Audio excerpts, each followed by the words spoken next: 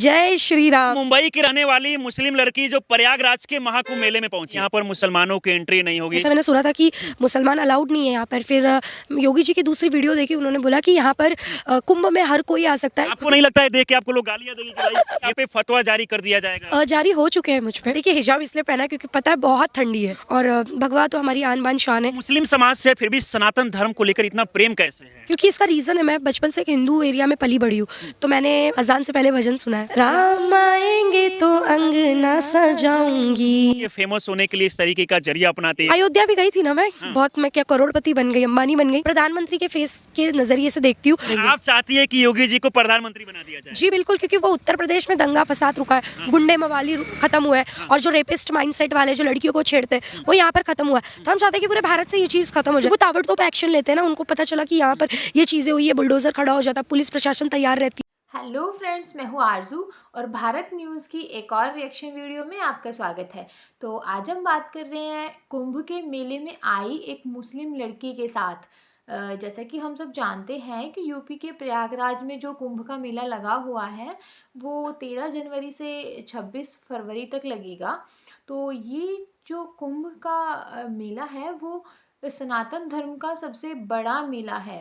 लेकिन जैसे कि जो सनातन धर्म है उसमें सभी धर्मों को एक समान माना जाता है और माना जाता है कि जो सभी जीव हैं वो एक भगवान की संतान हैं।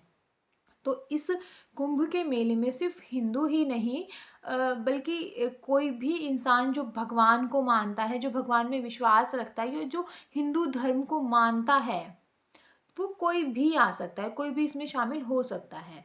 जैसे कि अभी वो शबनम शेख जी आई हैं और जो मशहूर क्रिकेटर हैं मोहम्मद कैफ, वो आए हैं। तो चलिए जानते हैं कि शबनम जी से कि वो क्यों आई हैं यहाँ पर और कुंभ के बारे में उनका क्या एक्सपीरियंस रहा और योगी जी के बारे में वो क्या सोच रखती हैं।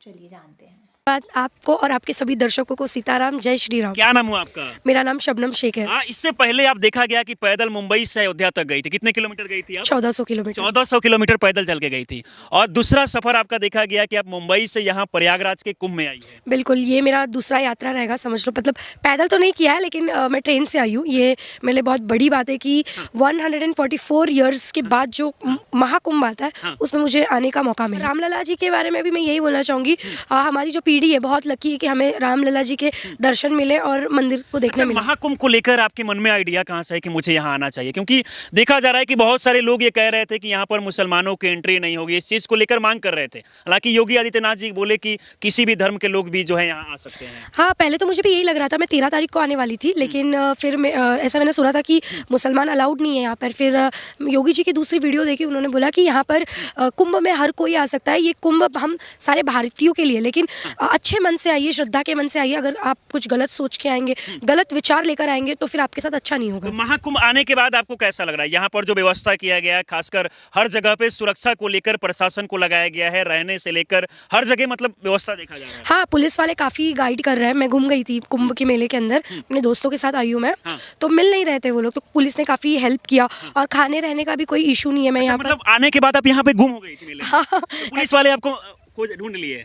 हाँ, मैं गुम हो गई थी तो उनसे हेल्प मांगी थी, तो मुझे यहाँ तक छोड़ा। आपको नहीं लगता है कि आप मुस्लिम समाज की रहने वाली, तो लोग देखेंगे तो क्या कहेंगे कि मुस्लिम समाज की एक लड़की जो है महाकुंभ मेले में? बोलते हैं लोग, बोलने तो वो तो अयोध्या के टाइम पे भी बोलते थे। क्या बोलते थे लोग? यही कि भाई ये अयोध्या जा रही है, नहीं जाना चाहिए, इसके ऊपर फतवा निकालना चाहिए, इसको मतलब बाहर निकाल दो, ये ऐसी है वैसी है। फिर कुछ नहीं मिला तो फिर वही एक होता है ना, कुछ नहीं मिलता तो लड़की के चरित्र पे बात करने लग जाओ कि ये तो इसका चरित्र, ये चरित्रहीन है। आपके चरित्र को लेकर भी सवाल उठाया गया? हाँ, ये सब चीजें बोलने लगे कि अरे ये ऐसे जाती है, इतने सारे मर्दों के बीच में रहती है। जैसे मैं यात्रा कर रही थी तो बहुत सारे मेल्स लोग थे, पुरुष थे जो मेरे आगे पीछे रहते थे, और पुलिस वाले भी थे। तो ये सब सुनने के बाद भी कभी हिम्मत नहीं हारी कि मुझे जाना भी है किसी भी हाल में? हाँ, क्यों आना, मतलब ऐसा है कि कोई भारत के उस कोने में बैठ के मुझे ज्ञान दे रहा है, कमेंट में कुछ उल्टी सीधी बातें बोल रहा है, और उसके बाद से मैं दुखी। आपको नहीं लगता है कि आप पे फतवा जारी कर दिया जाएगा?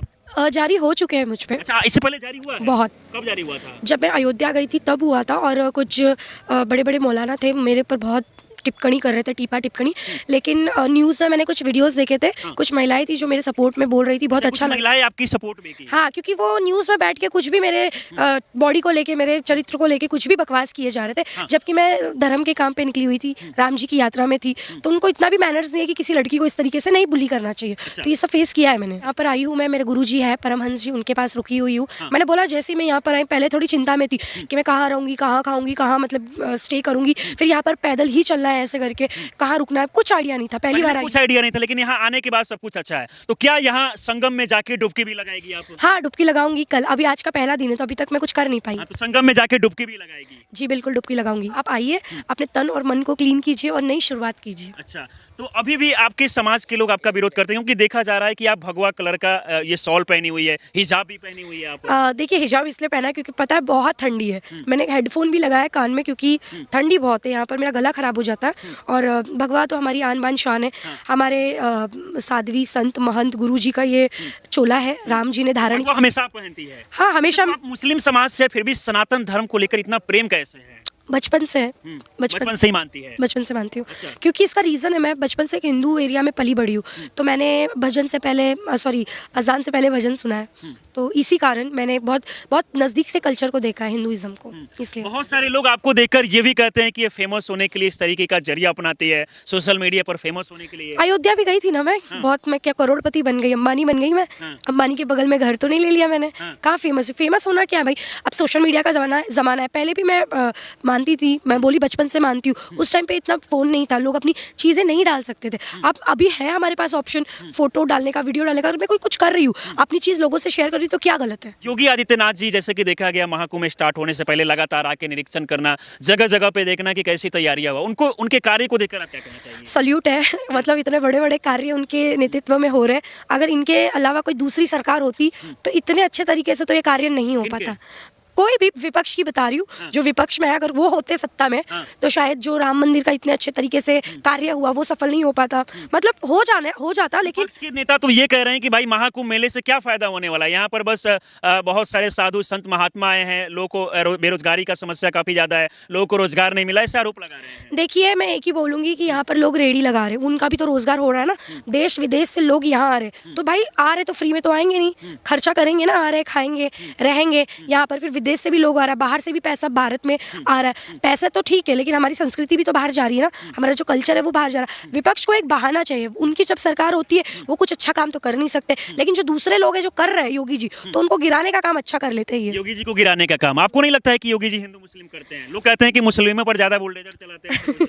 देखो, गुंडागर्दी करोगे तो यही होगा, ऐसी बात नहीं है। हिंदुओं पे भी चलता है। एक कोई गुंडा था ना, एक मुझे नाम दुबे करके कोई था, अगर आप देखोगे तो पूरे भारत में सबसे ज्यादा मुस्लिम यूपी में ही रहते हैं, तो यहाँ पर भी मुस्लिम रहते हैं, अपने मस्त चिल मार के है वो भी। बाकी मुस्लिम लोग यहाँ पर नहीं आ रहे हैं, देखा जा रहा है, उनको डर लग रहा है कि भाई महाकुंभ मेले में जाएंगे, हमको नहाने नहीं दिया जाएगा, इस तरीके से चीजें लग रहा है। नहीं भाई, मुझसे प्रेरणा लो और आओ। आपको नहीं लगता है देख के आपको लोग गालियां देंगे कि भाई ये मुस्लिम समाज की लड़कियां जो है वो चली गई है महाकुंभ मेले में? क्या कर सकते हैं यार, लोगों का काम है गाली देना, लिखना। मैं उनसे प्रभावित नहीं होती हूँ।